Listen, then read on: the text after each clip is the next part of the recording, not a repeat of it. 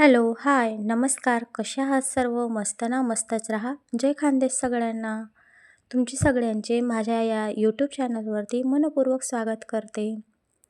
आज की नाही ढोबळी मिरची खाण्याची खूप इच्छा झाली होती आणि ती पण म्हणजे विशेष भरलेली मिरची खाण्याची तर मजाच वेगळी असते.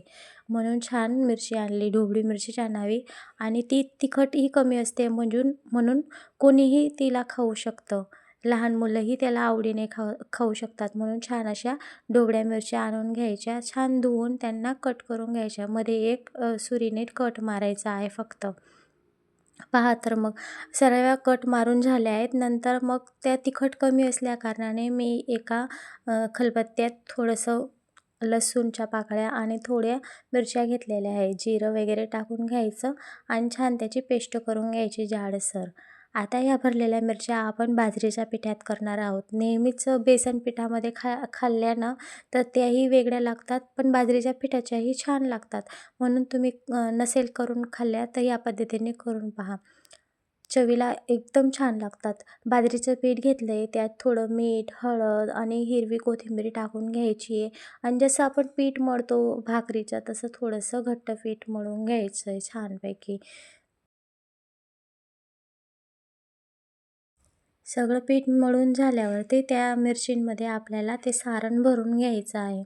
या मिरच्या करायला खूप सोप्या असतात आणि त्यांना आपण पोळीसोबतही खाऊ शकतो किंवा असंही खाल्लं तरी चालतं. आता सगळ्या मिरचींना अशा पद्धतीने भरून घ्यायचं आहे. मध्ये जे कट मारलेलं आहे त्यात ते सारण भरायचं आणि दोघं बाजूने प्रेस करून छान असे कवरिंग करून घ्यायची आहे. आणि आपण त्यांना जेव्हा मिरच्या भरतो तेव्हा मिरचीमध्ये थोडंसं मीठ घातलं ना तर मिरची चवीलाही छान लागते. थोडं खारसट असलं ना तर भरलेलं सारण छान लागतं आणि नसेल मुलांना मिरची खायची तर मधलं सारणही छान लागतं. म्हणून अशा पद्धतीने आपल्याला सगळ्या मिरच्या भरून घ्यायच्या आहेत. पहा तर मग थोडं मीठ टाकून घेतलं आहे मिरचीला आणि आता ते सारण भरून घेऊया. अशाच पद्धतीने सगळ्या मिरच्या भरायच्या आहेत. मिरच्या या तव्यामध्ये करायच्या. आपण बेसन पिठाच्या करतो त्याच पद्धतीने करायच्या. फक्त यात बाजरीचं पीठ आपण वापरलेलं आहे. पहा तर मग सगळ्या मिरच्या आपल्या भरून झालेल्या आहेत. आता यांना हलवलं जरी ना तरी ते सारण निघणार नाही, इतकं घट्ट बसलं गेलेलं आहे. तवा ठेवला आहे. तव्यामध्ये छान तेल टाकून घेतलेलं आहे 2 पळी आणि सगळ्या मिरच्या एक असे रचून घ्यायच्या आहेत तव्यावरती. तव्यावरती यासाठी ठेवल्या की सगळ्या बाजूने ते आपल्याला व्यवस्थित फ्राय होतील. कढईमध्ये ठेवला की सगळ्या व्यवस्थित फ्राय होत नाही आणि हे कमी तेलामध्येही होतं. म्हणजे कोणाला जर तेलकट नसेल खायचं तर या पद्धतीने तुम्ही खाऊ शकतात. हे भजीच्या म्हणजे तळण्याच्या पेक्षाही हे छान लागतं. आपण यावर थोडंसं टाकून घेणार आहोत. थोडं पाणी शिंतोडा मारून घेणार आहोत. वरून थोडंसं तेल टाकून घ्यायचं आहे आणि कव्हर करून घ्यायचं आहे. कव्हर केल्याने त्या मिरच्या सगळ्या वाफवल्या जातात. कारण की थोडी जाड मिरची असल्याकारणाने ती लवकर वाफवली जात नाही. आता 5 मिनिटं झाल्यानंतर आपण त्यांना सगळ्यांना पलटून घेणार आहोत.